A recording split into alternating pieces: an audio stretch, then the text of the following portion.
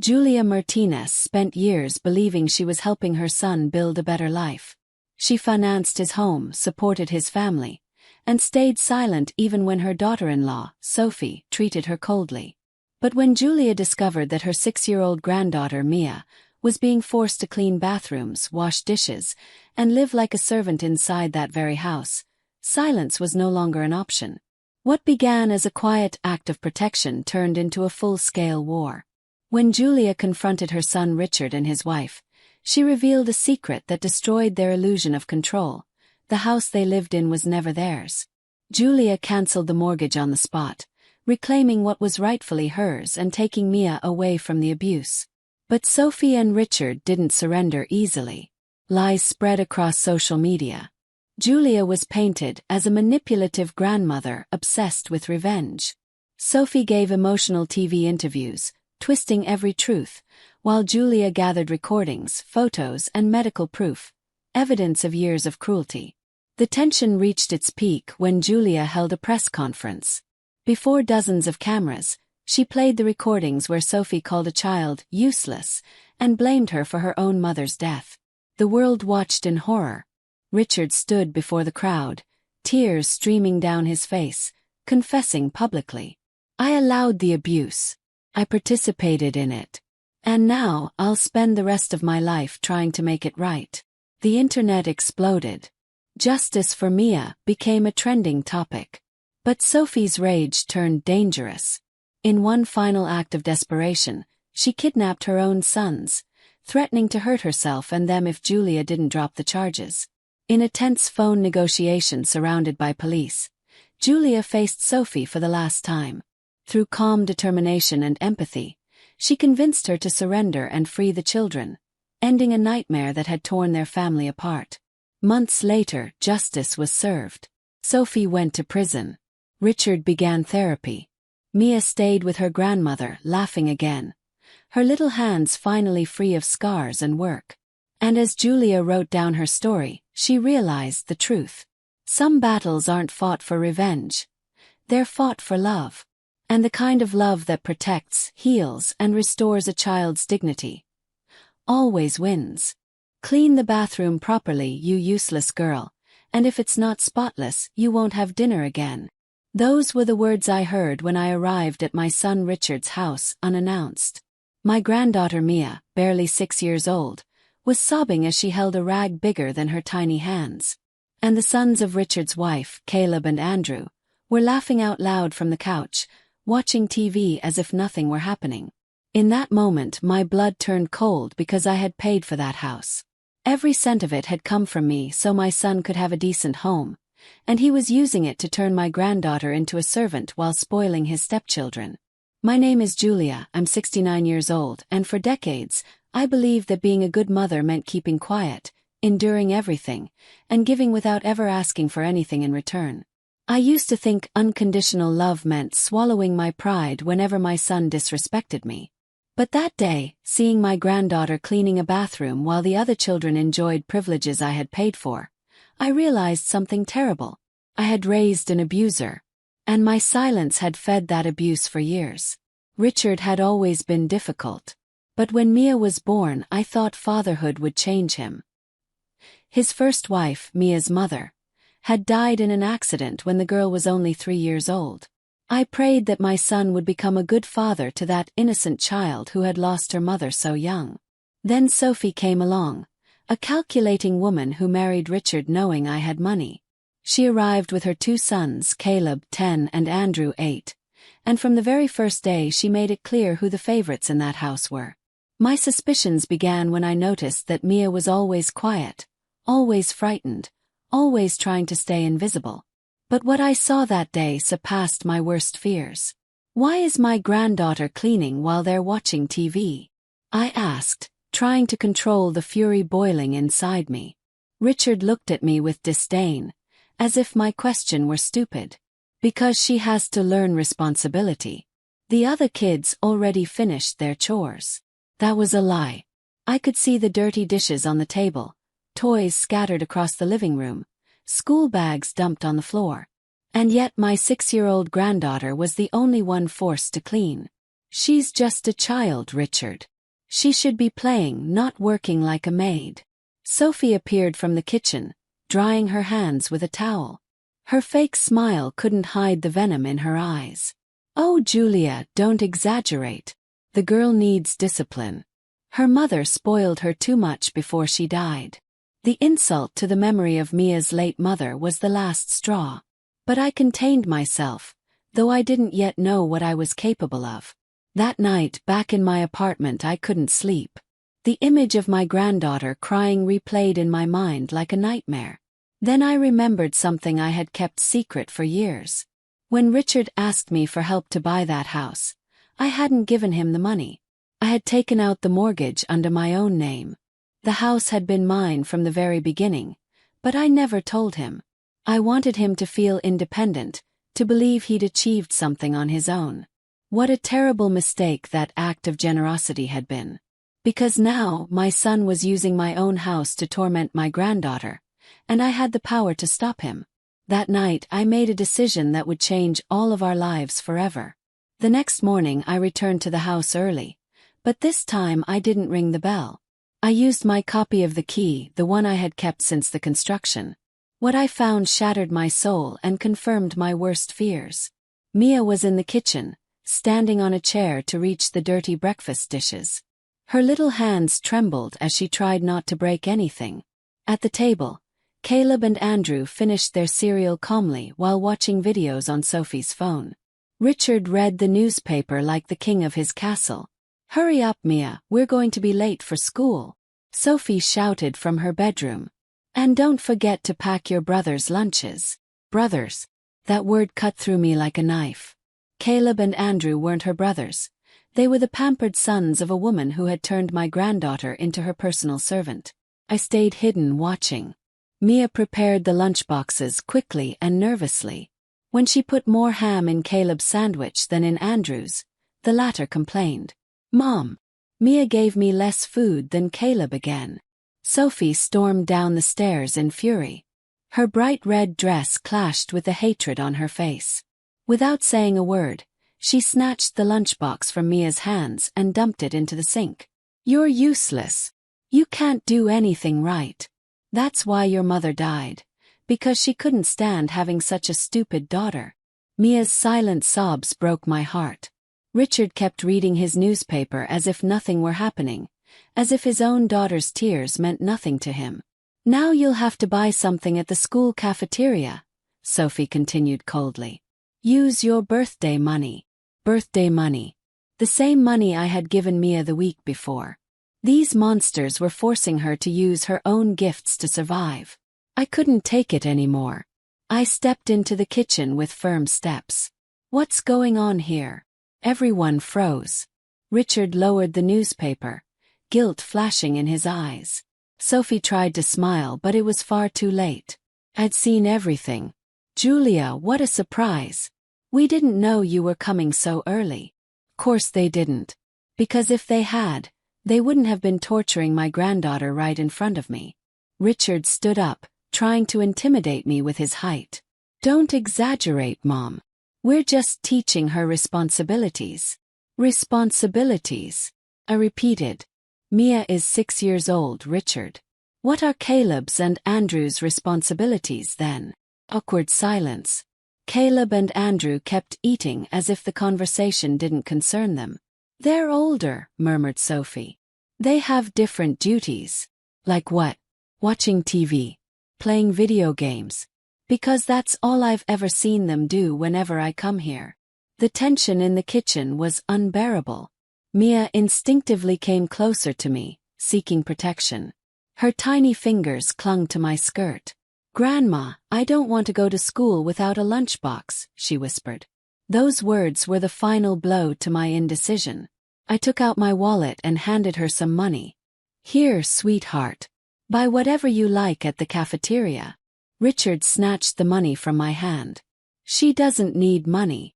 We take care of her expenses." "You take care of her by forcing her to use her birthday gifts to eat?" Shot back. "That's not true," Sophie lied, but her nervous eyes betrayed her. "Not true. Mia, Tell Grandma where you got the money to buy food last week. My granddaughter looked at me in fear. She knew telling the truth would bring punishment, but lying would be wrong. From the money you gave me for my birthday, Grandma, she said softly. Sophie said I had to learn how to manage it. Richard exploded. That's enough. This is my house and things are done my way. If you don't like it, you can leave. His house. How ironic to hear those words come out of his mouth. Your house, Richard. Are you sure about that? Of course it's my house. I paid for it with my work. I smiled bitterly. It was time for him to learn the first of many truths he was about to discover. Your work, Richard. My son, I think there are a few things you don't know about this house you love so much. The confidence on his face began to fade. Sophie suddenly looked uneasy. What are you talking about, Mom? I'm talking about the mortgage, Richard. The one that's been under my name since day one. This house was never yours. It's been mine all these years. The color drained from his face. Sophie staggered and had to hold on to the table. That's impossible. I signed the papers. You signed as a guarantor, my son. But the loan holder was always me. I have every document in my possession. The kitchen fell into a deathly silence. Only the ticking clock and the heavy breathing of those present could be heard. Why didn't you ever tell us? Richard asked, his voice breaking. Because I wanted you to feel proud, to believe you had accomplished something on your own. But now I see my generosity only fed your cruelty. Sophie tried to regain control of the situation. Well, anyway, we've been paying the installments for years. We have rights. Rights. To mistreat a 6-year-old child. To turn my house into a living hell for my granddaughter. I took Mia by the hand. Her little fingers clung to mine desperately. We're leaving, sweetheart. You're coming with me. You can't take her. Richard shouted. She's my daughter. Your daughter. The same daughter you forced to work like a maid. The same daughter who cries every night because you insult and humiliate her. I headed toward the door, but Richard blocked my path. You're not taking Mia anywhere. This conversation is over. It's my house, and my rules are respected here. Your house, I repeated, pulling out my phone. Perfect. Then you shouldn't have any problem with what I'm about to do. I dialed the bank's number. Richard and Sophie looked at me with growing terror. Good morning. This is Julia Martinez speaking. I want to cancel the mortgage on the property located at. Hang up that phone right now. Richard yelled, trying to snatch it from me. But it was too late.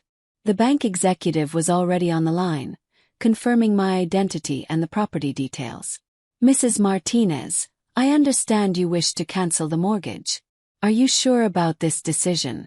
Once we start the process, there's no going back. Completely sure, I replied, keeping my eyes locked on Richard's and Sophie's terrified faces.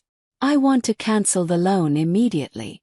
I won't pay another installment. Sophie lunged toward me, but I stopped her with a cold stare. What exactly does that mean? Asked the executive.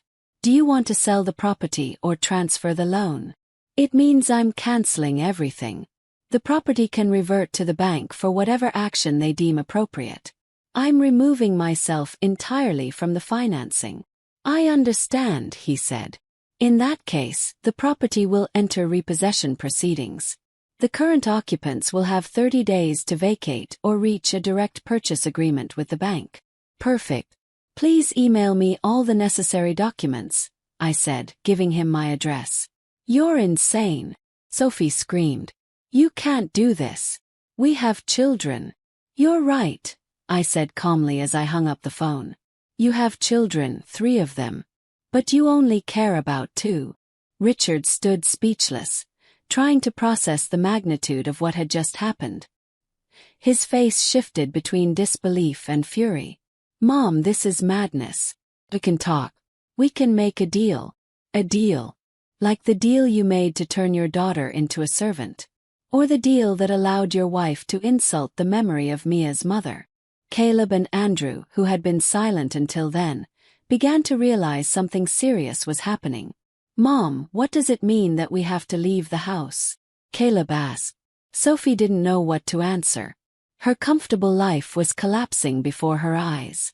It means Mia's grandmother is a selfish woman who doesn't think about the consequences of her actions, she said, her voice dripping with venom. Selfish. For protecting my granddaughter from abuse. For refusing to let my own house become a place of torment. Mia was still clutching my hand, but now something different flickered in her eyes. For the first time in a long while, I saw a spark of hope. Does this mean I won't have to clean the bathroom anymore? She asked in her trembling little voice. That innocent question was like a slap in Richard's face. He finally seemed to realize the reality of what he'd done. Mia, sweetheart, you don't have to clean anything. That was just to teach you. To teach me what, Dad? She interrupted. To teach me that I'm a useless girl like Sophie says. To teach me that's why my mom died. The silence that followed was devastating. Richard turned toward Sophie, his eyes full of accusation. You told her that. You told her her mother died because of her. I never said that exactly, Sophie stammered defensively. You said her mother couldn't stand having such a stupid daughter, I interrupted coldly. I heard it with my own ears 5 minutes ago. Richard buried his face in his hands. For a moment, he seemed to grasp the monstrosity of the situation. Sophie, how could you say something like that? It was a joke. Kids exaggerate everything. A joke, I repeated. Calling a 6-year-old useless is a joke. Forcing her to work like a maid is a joke. Sophie's mask finally shattered. Her true nature came out in full view. That child needs discipline. Her mother spoiled her, and now she's a brat who doesn't want to do anything. My sons are well-behaved and responsible. Responsible, countered. When was the last time Caleb or Andrew cleaned anything? When was the last time they packed their own lunch? Sophie couldn't answer because the answer was obvious. Never. Your sons are spoiled brats who got used to having a 6-year-old slave, I continued. And you're an abuser who took advantage of an orphaned child for free labor. You have no right to speak to me that way, she shouted. I have every right in the world. This is my house, Sophie. My house. And in my house, children are not abused. Richard tried to mediate, but it was far too late. The damage was done and there was no turning back. Mom, please, he begged. We can change. We can do things differently. Change, I said bitterly. After years of abuse. After turning your own daughter into a servant. I took out my phone again and started taking pictures. Photos of the dirty dishes Mia had been washing. I took photos of the chair Mia had used to reach the kitchen counter, of her tiny hands cracked and raw from cleaning products. What are you doing? Sophie asked in panic. Documenting evidence, I replied coldly. Because this isn't going to end here. Evidence of what? Child abuse, neglect, psychological cruelty. Richard went pale. Mom, you can't be serious. I can't. Do you really think I'm going to let my granddaughter keep living like this? Do you think I'll stand by while you continue to torture her? I lifted Mia into my arms. She curled against me like a frightened kitten. We're leaving, sweetheart. You're coming to live with me. You can't take her, Richard shouted. She's my daughter. You're her biological father, yes, but you haven't acted like one. A father protects his child. He doesn't turn her into a slave. I walked toward the door with Mia in my arms. Richard followed, desperate. Mom, please, we can fix this. I promise things will change. I stopped on the threshold and looked him straight in the eyes. In that moment, I saw the boy I had raised, the young man I had once loved so deeply, and the man he had become. And that broke my heart. Do you know what's most tragic about all this, Richard? I said quietly. That your daughter will grow up remembering that her own grandmother had to rescue her from you. With those words, I walked out of the house carrying Mia in my arms. Behind us, I heard Sophie's screams and Richard's pleas, but there was no turning back. The war had begun. That same afternoon, while Mia took a nap in my apartment for the first time in years, without the fear of being woken up to do chores, my phone wouldn't stop ringing. Richard called every 5 minutes, alternating between desperate pleas and veiled threats. "Mom, you have to bring Mia back. Sophie's hysterical and I don't know what to do." "Learn to live with the consequences of your actions, Richard. You're my mother. You're supposed to support me." "I'm your mother," I said firmly, "not your accomplice. And certainly not an accomplice to child abuse." Hung up, but the phone rang again almost immediately. This time it was Sophie. "Julia, this is kidnapping. I'll call the police if you don't bring Mia back right now." "Go ahead," I said calmly. "Call them. It'll be interesting to explain why a 6-year-old has hands cracked from cleaning chemicals." The silence on the other end told me Sophie knew perfectly well that the law wasn't on her side. "Besides," I added, "I have something you'll find very interesting." I opened the voice recorder app on my phone. For weeks, I had been secretly documenting my visits to their house. I had recordings of Sophie yelling at Mia, of Richard ignoring his daughter's cries, of the other children laughing while my granddaughter was humiliated. "What is that?" Sophie asked, her voice trembling. "Your voice," I said coldly. "Telling a 6-year-old she's useless, that her mother died because of her. Would you like the whole neighborhood to hear that?" "You were recording us," she gasped. Of course. When a grandmother suspects her granddaughter is being abused, she takes precautions. "And I have hours of recordings, Sophie. Hours." I hung up and put my phone on silent. I needed to think clearly and plan my next moves. As I prepared dinner for Mia, I reflected on my years of willful blindness. All the signs had been there. The dark circles under her eyes, her unusual silence, the way she flinched whenever someone raised their voice. I'd seen them all. But I had chosen to believe Richard's excuses. "She's shy," he'd say. "She's grieving her mother." He'd justify. "Kids can be dramatic," he'd add. He'd minimize. How foolish I had been. How blind. How cowardly. Mia woke from her nap and came into the kitchen. Her big eyes still showed distrust, as if expecting me to order her to clean something. "Grandma," she asked softly, "do I have to help you with dinner?" "No, sweetheart. You just have to be a child, play, laugh, learn. That's all." She stood there, frozen, as if she couldn't comprehend the idea of having no obligations. "But who's going to clean?" "I'll clean, Mia. Adults clean. Children play. What if I don't clean well? Will you punish me?" Those words pierced me like daggers. I knelt down and took her small hands in mine. "Listen to me carefully, my love. I will never ever punish you for not cleaning. I will never yell at you. I will never call you useless. And I will never ever allow anyone else to do it either." For the first time in a very long while, I saw a genuine smile on my granddaughter's face. That night, after putting Mia to bed, I called my lawyer. Samuel was an older man, experienced in family law, and had been a close friend of my late husband. "Julia," he said warmly, "it's good to hear from you. How can I help?" I told him everything. The abuse, the recordings, the cancelled mortgage. "My decision is to keep Mia with me," I said. "That's a complex case," Samuel admitted. "Richard is the biological father, but you have evidence of neglect and abuse. The recordings are very valuable. Can I get custody?" "It's possible, especially if we can prove that Richard's home environment is harmful to the child." "Has the girl expressed a desire to stay with you?" "Yes, but she's afraid to say it openly." "I understand. We'll need a psychological evaluation of both Mia and her family environment. I also recommend you document everything: changes in Mia's behavior, any physical signs of abuse, witness statements if there are any." "Witnesses?" I murmured. I hadn't thought of that. "Maybe one of the neighbors saw or heard something," he suggested. "You said the house is in a small residential complex. The walls aren't that thick." "Perfect," I said, taking notes. "Tomorrow we'll start the legal process. In the meantime, Document everything you can about Mia's physical and emotional state.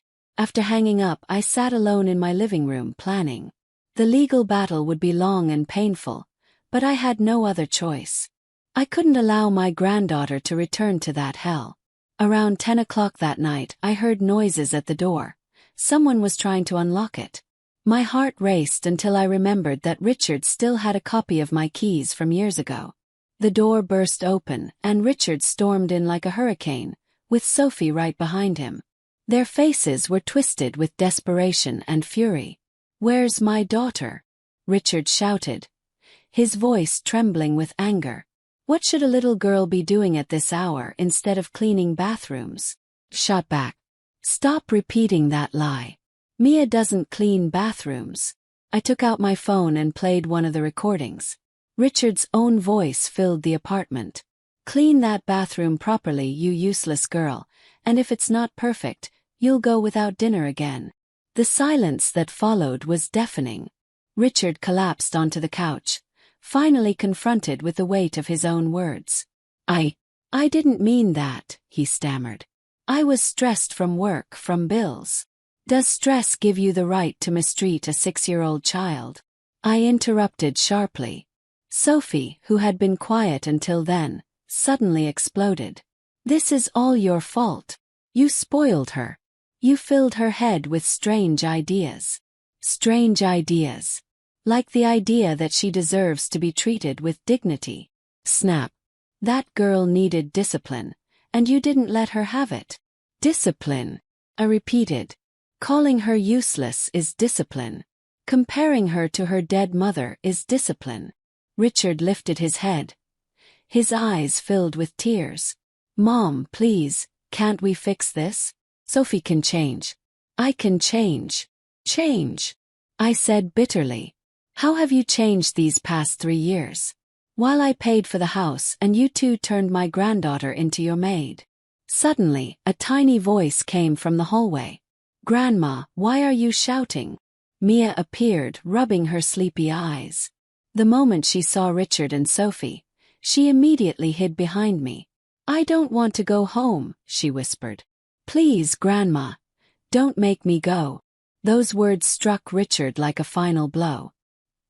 He realized, perhaps for the first time, that his own daughter was afraid of him.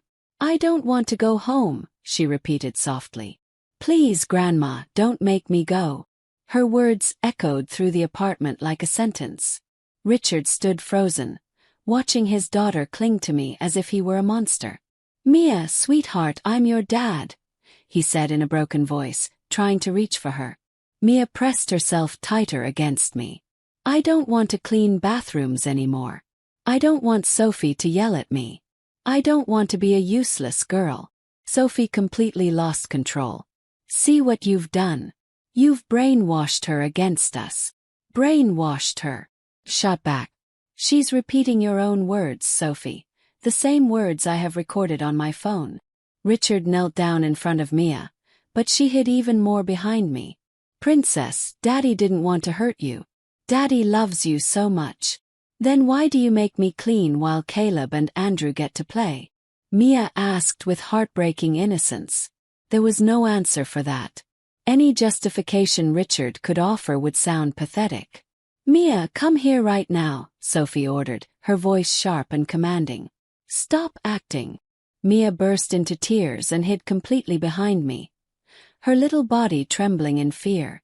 "Sophie, stop it," I shouted, unable to contain myself any longer. "Can't you see she's terrified? Don't you understand what you've done to her? That girl is manipulative." Sophie snapped. "She's pretending just to make you pity her."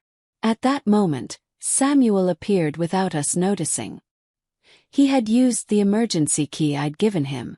"Sorry to interrupt," he said calmly, his voice professional but firm.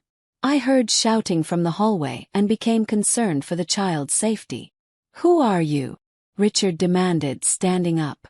"Samuel Vega, attorney for Mrs. Julia Martinez, and a witness to everything I've just seen." Sophie went pale, realizing that a lawyer had just heard her screaming at a 6-year-old.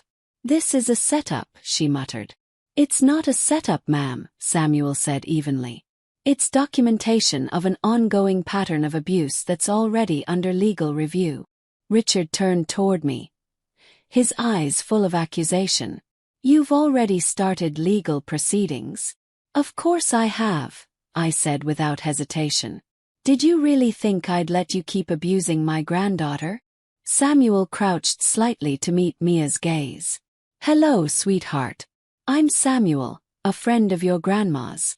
Can you tell me how you feel when you're at home with your dad and Sophie? Mia lifted her tear-streaked face. I'm scared, she said softly. I'm always scared I'll do something wrong and they'll yell at me. And here with your grandma. How do you feel? Safe, she whispered. I don't have to clean and nobody yells. Samuel took mental notes of every word. Each answer was another piece of evidence for our case. This is manipulation, Sophie shouted. You're putting ideas into her head. Ma'am, Samuel said firmly, I suggest you lower your voice in front of the child. Everything you're saying can and will be used in court. Richard finally seemed to grasp the gravity of the situation. He sank onto the couch, burying his face in his hands. Mom, this is getting out of control, he said hoarsely. We just wanted Mia to be more responsible. Responsible, I repeated. She's 6, Richard. Her only responsibility should be to be happy. The other kids, I interrupted, are not your children, Richard. Mia is. And you abandoned her to please a woman who despises her. Sophie flared up like a wild animal. I don't hate anyone. I just wanted her to learn discipline. Discipline. Snap. Telling her her mother died because she couldn't stand having such a stupid daughter? Samuel's eyebrows shot up. Even for an experienced lawyer, that revelation was shocking. Did she really say that to the child? He asked me. I have it recorded, I confirmed. That constitutes severe psychological abuse, Samuel declared.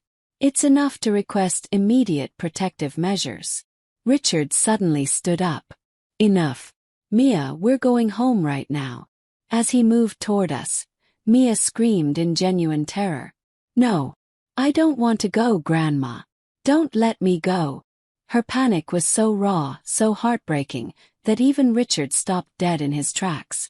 Sir, Samuel intervened, as you can see, the child is showing clear signs of post-traumatic stress. Forcing her back into an environment she perceives as threatening would be extremely harmful.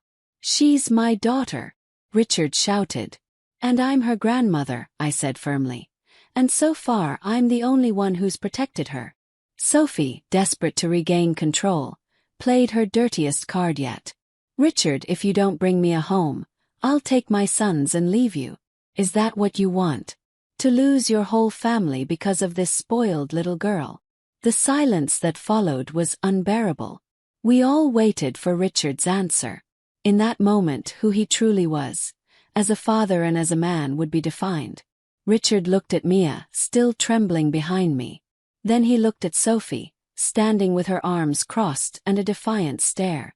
Sophie, Mia isn't spoiled. She's my daughter. And if you can't accept her as part of the family, then maybe. Maybe what? Sophie snapped. Maybe the problem isn't Mia, he said quietly.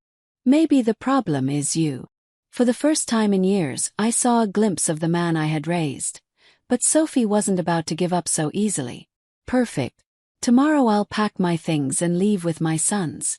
And when you're left alone, without a house or a family, you'll remember this moment. Without a house? Richard asked, confused. Samuel smiled with quiet satisfaction. Ah, they didn't tell you. The bank has already begun the foreclosure process. You have 28 days to vacate. Sophie's face crumbled completely. Her plan to manipulate Richard collapsed as she realized she too would lose the house. That can't be legal, she stammered. It's completely legal, Samuel confirmed. Mrs. Julia was the holder of the mortgage. She had every right to cancel it whenever she wished. Richard turned toward me, a mix of fear and respect in his eyes. Mom, you destroyed my life. No, son, I said softly. You destroyed your life the moment you chose to mistreat your own daughter. I simply stopped being your accomplice. The following days were a whirlwind of revelations and consequences. Richard and Sophie returned to the house now under bank recovery, but the atmosphere had turned toxic. Without the power she once held over Mia, Sophie directed all her fury at Richard. This is your fault. We lost everything, she screamed day and night. You couldn't control your mother or that brat. Neighbors began to talk. Mrs. Cecilia, who lived next door, came to visit me with information that chilled my blood. Julia, I have to tell you something, she said. For months I heard screaming and crying, but I thought it was just normal tantrums from kids. What kind of screaming, Cecilia? A little voice saying, I can't, it's too heavy. Oh, I'm sorry, I won't do it again. Now that I know what was happening, I feel awful for not intervening. Did you hear anything else? Yes. About a month ago I heard Sophie shouting, Your mother died because God got tired of seeing how useless you were. I thought she was on the phone, but now I realize she was yelling at Mia. Each testimony was another stab to my heart, but also crucial evidence for the legal case. Meanwhile, Mia blossomed in my apartment. In just 1 week, her transformation was remarkable. She smiled more, played without fear, and for the first time in years, acted like the 6-year-old girl she truly was. Grandma, can I help you cook? She asked one afternoon. Of course, sweetheart, but only if you want to, not because you have to. What's the difference? That question shattered me inside. A 6-year-old should never have to understand the difference between wanting to help and being forced to work. The difference, I told her gently, is that when you want to do something it's fun. When you're forced to do it, it's scary. Oh, she said thoughtfully. Then I want to help because it's fun being with you. The legal process was moving quickly. Samuel had filed for precautionary measures to keep Mia under my care while the custody case was resolved. The judge, after reviewing the recordings and testimonies, granted temporary custody in my favor. Richard made one last desperate attempt. He came to my apartment one night, alone, his eyes red from crying. Mom, he said in a broken voice, Sophie's gone. She took her sons and left me. I'm alone in that empty house, waiting for eviction day. I'm sorry, Richard, I replied. But choices have consequences. I know I was wrong, he said. Sophie manipulated everything and I was a coward. But Mia is my daughter. Let me make things right.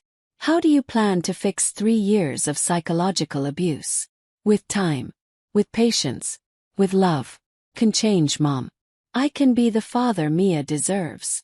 I looked at my son, the man I had raised with so much love, and I saw both the little boy he once was and the failure he had become.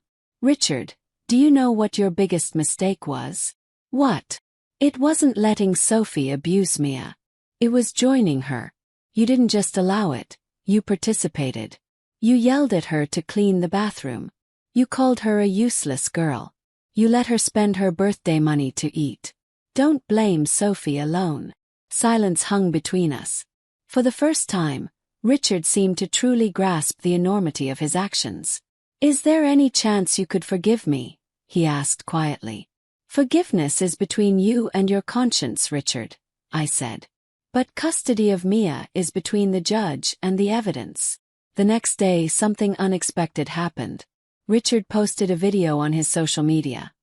A video that would change everything. My name is Richard Martinez, and I need to confess something that's been eating me alive, he began. For the past 3 years, I allowed my wife to mistreat my 6-year-old daughter. Not only did I allow it, I participated in it. My phone started ringing non-stop. Friends, neighbors, acquaintances who had seen the video. There's no excuse for what I did, Richard continued, tears streaming down his face. My daughter Mia was turned into a housemaid in her own home. She was forced to clean, cook, and serve other children while being insulted and humiliated. My mother, Julia, tried to protect Mia, and I treated her like she was meddling. Now I understand she was the only responsible adult in the entire situation. The video went viral within hours. The comments were devastating for Richard but full of massive support for Mia. And for me. How could anyone treat a child that way?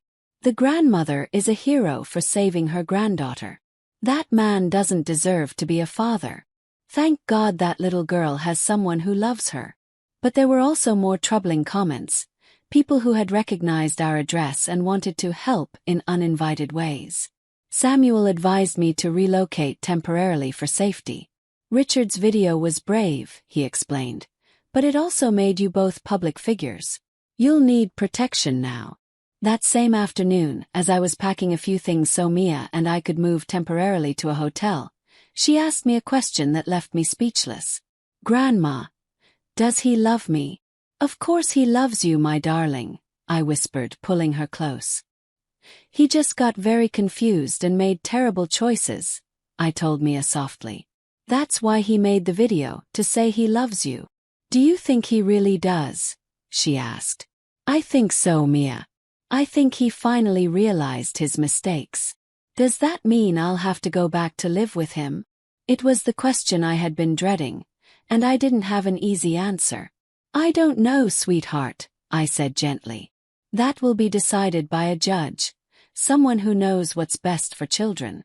And if the judge says you have to go back, then you'll go back. But I'll always be watching over you. You'll never be alone again.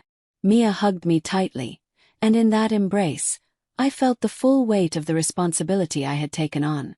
I hadn't just rescued my granddaughter from abuse. I had unleashed a media storm that could have unpredictable consequences. But as I felt her small arms around my neck and heard her calm breathing, I knew I had made the right decision, even if the price was the complete destruction of my family. The viral video Richard had posted unleashed a media hurricane none of us had anticipated. Within 48 hours, journalists were camped outside the building where we were staying temporarily. News channels wanted exclusive interviews. Social media was flooded with hashtags like #JusticeForMia and #HeroGrandmother.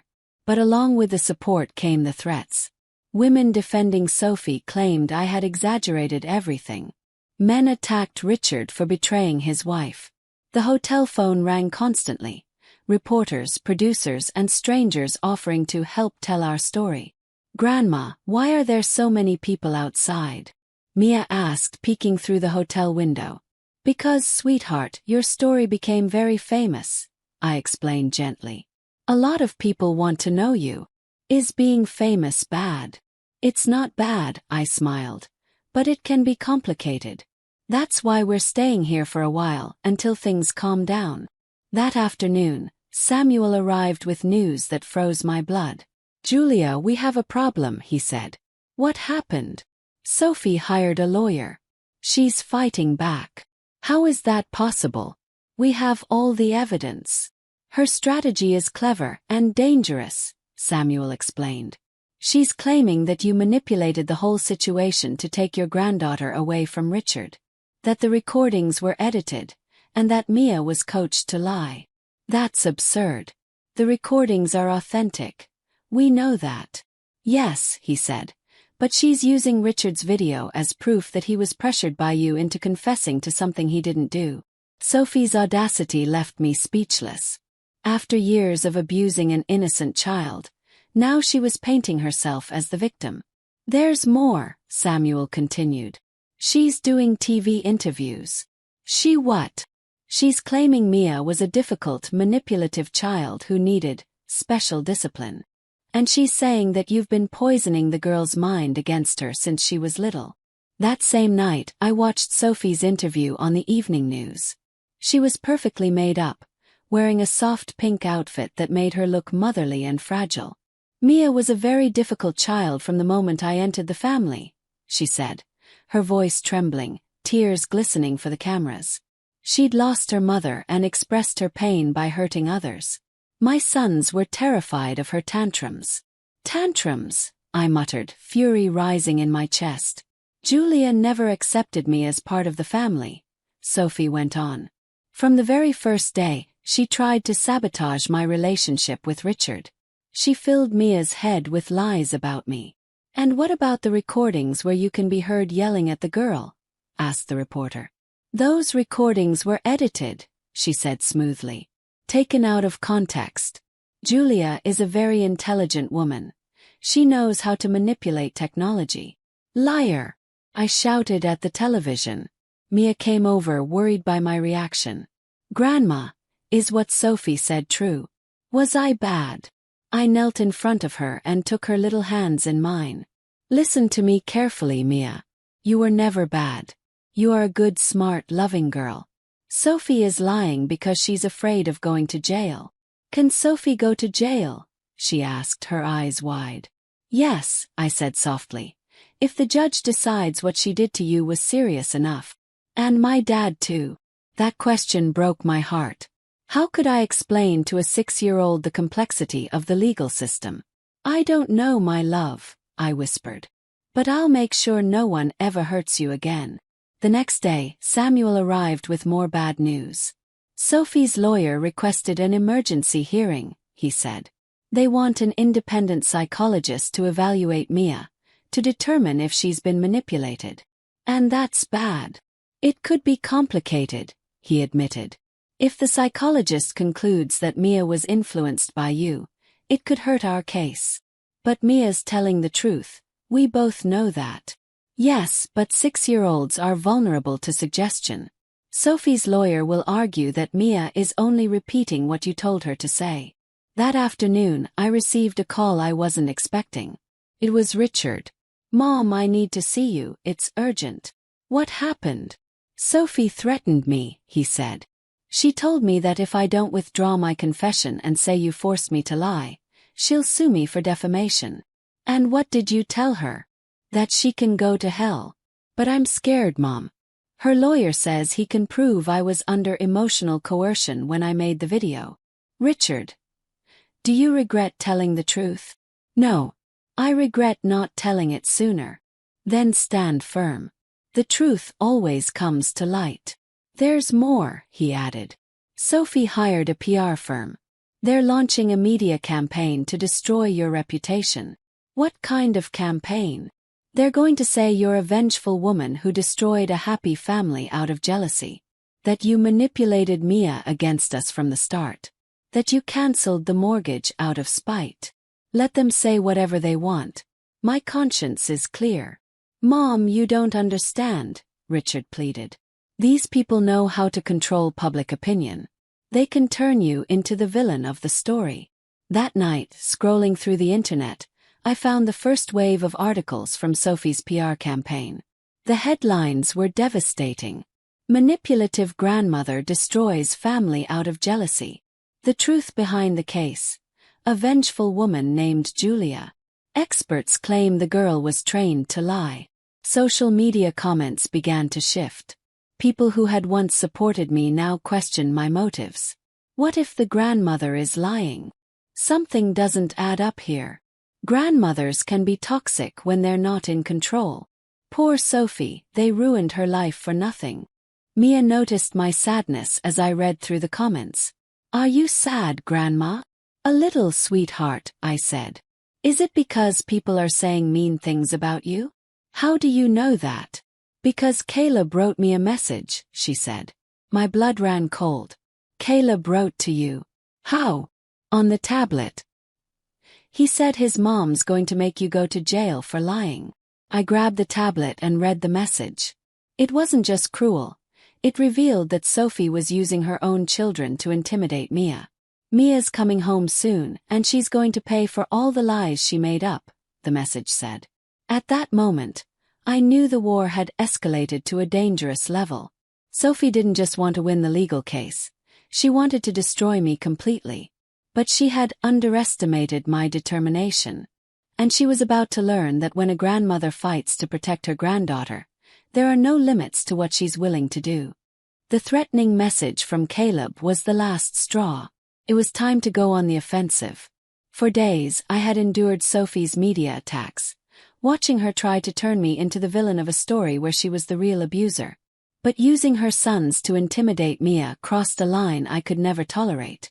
"Samuel, I need you to organize a press conference," I told him that morning over the phone. "Are you sure?" he asked. "Sophie's campaign is working. Exposing yourself further could be dangerous." "That's exactly why I need to speak. People are only hearing one side of the story." "What do you have in mind?" "To show everything. The unedited recordings, the neighbors' testimonies, the medical evidence of Mia's cracked hands." That afternoon, while I was preparing my presentation, I received an unexpected call. It was Mrs. Martha, another neighbor who had lived near Richard and Sophie's house. "Julia, I saw that woman's interviews on television and I couldn't stay quiet. I have something that might help you." "What is it, Martha?" "Videos. I have security camera footage showing the little girl cleaning the yard while the other kids play in the pool." My heart skipped a beat. "Videos? Why didn't you show me sooner?" "Because I didn't know they'd be important. But when I saw that woman claiming everything was a lie, I checked my recordings. I've got footage from the last 6 months. Can you bring them to me?" "I'm on my way." When Mrs. Martha arrived at the hotel with a USB drive, my hands trembled as I watched the images. There was Mia, just 6 years old, dragging a garden hose bigger than her own body to water the plants while Caleb and Andrew splashed in the pool. In another clip, the little girl stood on an unstable chair, hanging laundry on the clothesline, nearly falling. "This is solid gold," murmured Samuel as he watched the footage. "Sophie won't be able to deny this." "There's more," said Mrs. Martha.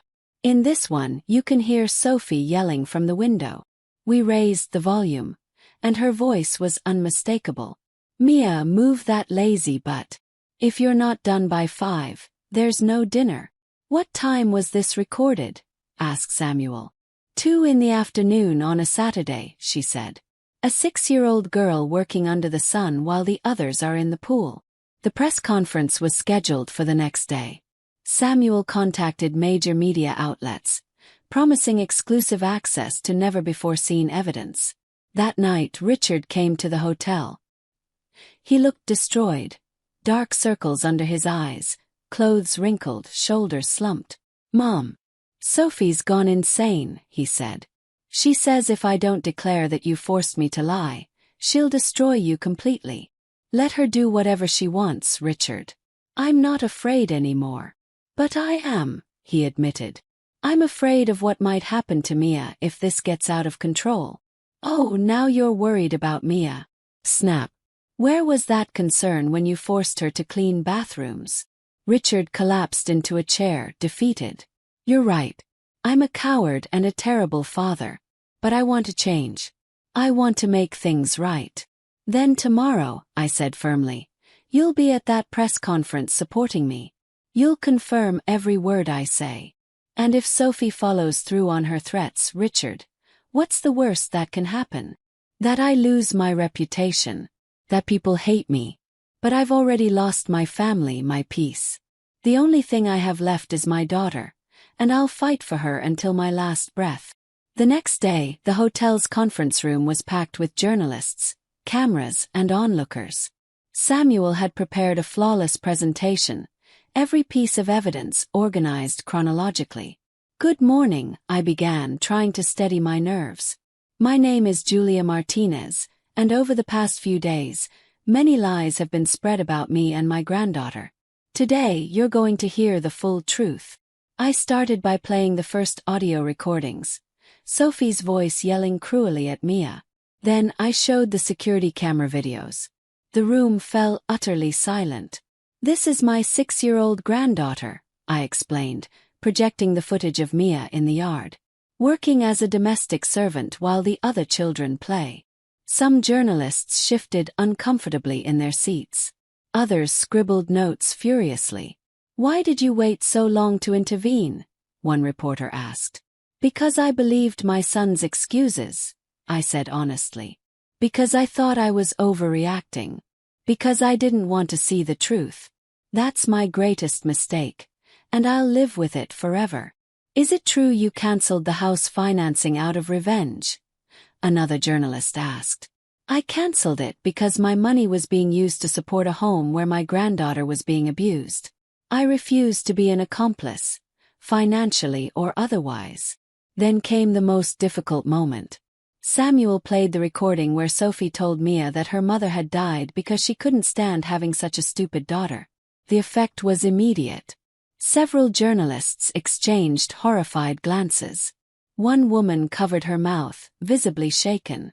"Those," I declared, "are the exact words Sophie Ruiz said to my 6-year-old granddaughter. Tell me, how is that normal discipline?" At that moment, Richard stood up from the back of the room. "I want to confirm every word my mother has said," he declared firmly. "I allowed that abuse. I participated in it. And now I'll do everything I can to make it right." The room erupted in murmurs. Camera flashes went off like lightning.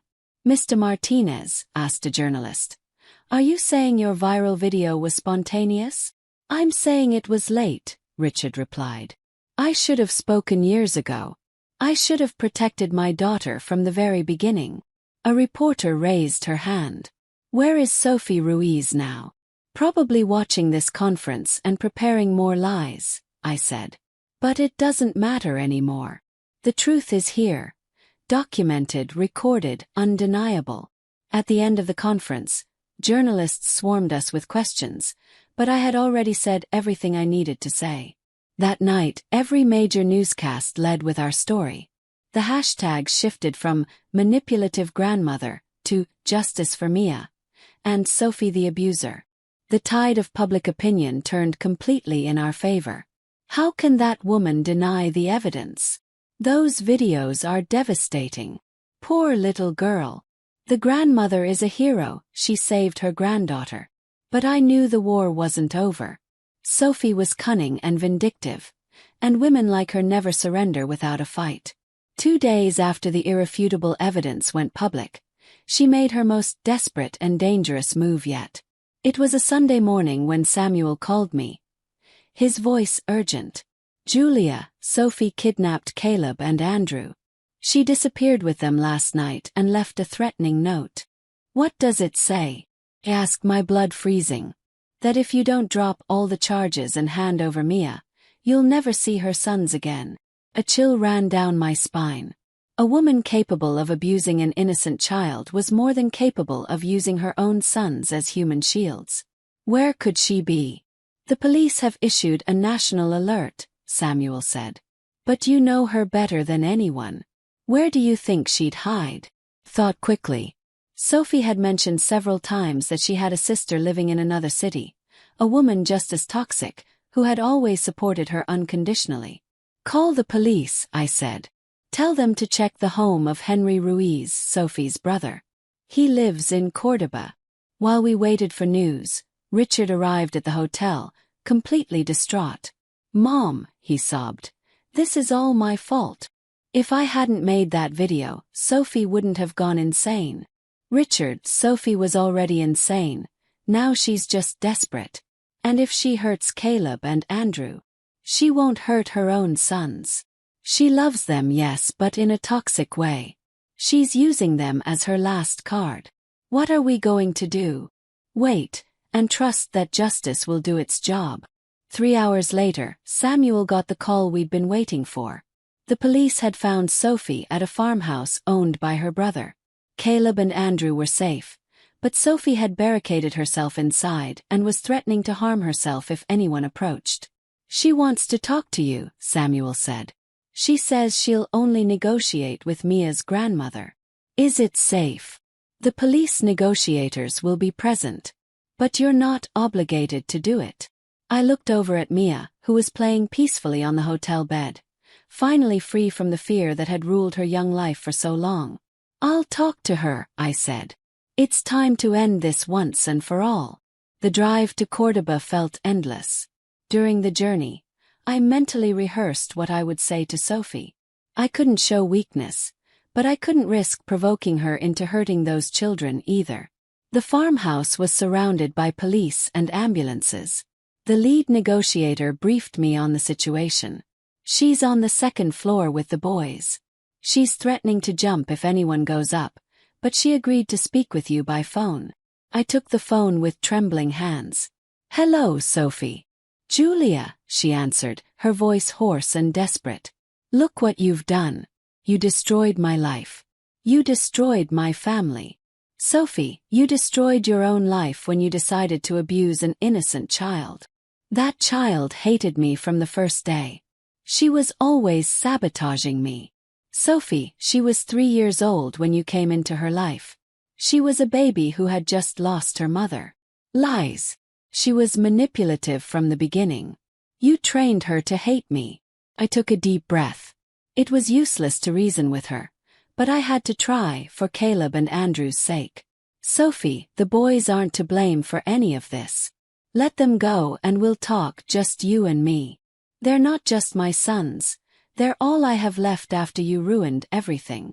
No one will take them from you if you let them go now. Liar. You'll take them away just like you took Mia from Richard. Sophie, listen to me carefully. If you hurt those children, you'll go to prison for the rest of your life. But if you let them go right now, we can make a deal. What kind of deal? I looked at the negotiator. He nodded slightly. I'll withdraw some of the charges, I said. You'll be allowed to see your children, under supervision. But you must surrender now. And Mia stays with me. That's not negotiable. Silence. Endless, heavy silence. Sophie. Are you there? Caleb wants to talk to you, she said finally, her voice cracking. Hello, Mrs. Julia. I heard the frightened little voice say. My mom's crying a lot. She says it's all Mia's fault. Caleb, sweetheart, none of this is Mia's fault. Your mom is very confused. Is it true we did bad things to Mia? That question pierced my heart. Caleb was only 10. Finally beginning to understand the truth. Yes, Caleb, you did hurt her. But you were little. You didn't know it was wrong. I laughed when she cried. Does that make me bad? No, sweetheart. It makes you a child who was misled. But you can change. You can do better. Will Mia forgive me? Mia has a big heart, I said softly. But first, your mom needs to let you and Andrew leave that house. I heard him turning toward his mother. Mom, Mrs. Julia says Mia can forgive us if we say sorry. Give me that phone. Sophie shouted. Julia. Her voice had changed. It sounded defeated. Can Mia really forgive us? Sophie, Mia is 6 years old. Her heart is full of love, not hate. But first, you have to let your children out. And then what? I go to jail. Possibly, I said honestly. But your sons will remember that, in the end, you did the right thing. Another long silence. Julia. Yes. I really thought I was doing the right thing. I thought Mia needed discipline. I know, Sophie. But hurting a child is never the answer. Can you tell Mia I wasn't always bad? That at first, I tried to love her. For the first time in this entire ordeal, I heard something close to genuine remorse in her voice. I'll tell her, Sophie. But only if you do the right thing. Now. Okay, she whispered. I'll come down with the boys. 20 minutes later, I saw Sophie emerge from the house, holding Caleb and Andrew by the hands. The boys ran toward the paramedics while Sophie surrendered to the police without resistance. When our eyes met, I saw something I'd never seen in her before. The acceptance of defeat, and maybe a faint glimmer of understanding of the damage she'd caused. 6 months later, the judge ruled in my favor in the custody case. Mia would stay with me permanently. Richard was granted supervised weekend visits. Sophie was sentenced to 2 years in prison for child abuse and an additional year for kidnapping her own children. Now, as I write this story, Mia is in the garden, playing with her dolls, laughing the way a 7-year-old should laugh. Her little hands are no longer cracked from cleaning chemicals. Her eyes no longer hold fear, but curiosity and joy. Richard visits her every Saturday. He's in therapy now, slowly, very slowly, learning to become the father Mia always deserved. Caleb and Andrew live with Sophie's sister, who turned out to be a far more balanced woman than we expected. They visit us once a month, and little by little, they're building a healthy relationship with Mia. Grandma, Mia asked me over dinner one night, Do you think Sophie can ever be good? I don't know, sweetheart, I answered, smiling softly. But I hope she learns to be better. I wrote her a letter in prison, Mia said proudly. I told her I forgive her because Caleb asked me to. At 7 years old, my granddaughter already possessed more wisdom and compassion than many adults. And what did she reply? Yes. She said she's learning in prison that children shouldn't work like adults, and that she's sorry for making me cry. That night, after putting Mia to bed, I sat alone, reflecting on everything we had been through. I lost my son for a long time. I shattered my family. I faced public scrutiny and a media war. But I saved my granddaughter. I gave her back her childhood, her dignity, her right to be loved unconditionally. I don't regret financing that house, even though I later cancelled it. I only regret not realizing sooner that kindness should never come at the cost of self-destruction, and that protecting an innocent child is worth any price, even if it means destroying everything you once believed about family and love. Some battles aren't fought for revenge. They're fought for love. And true love, the kind that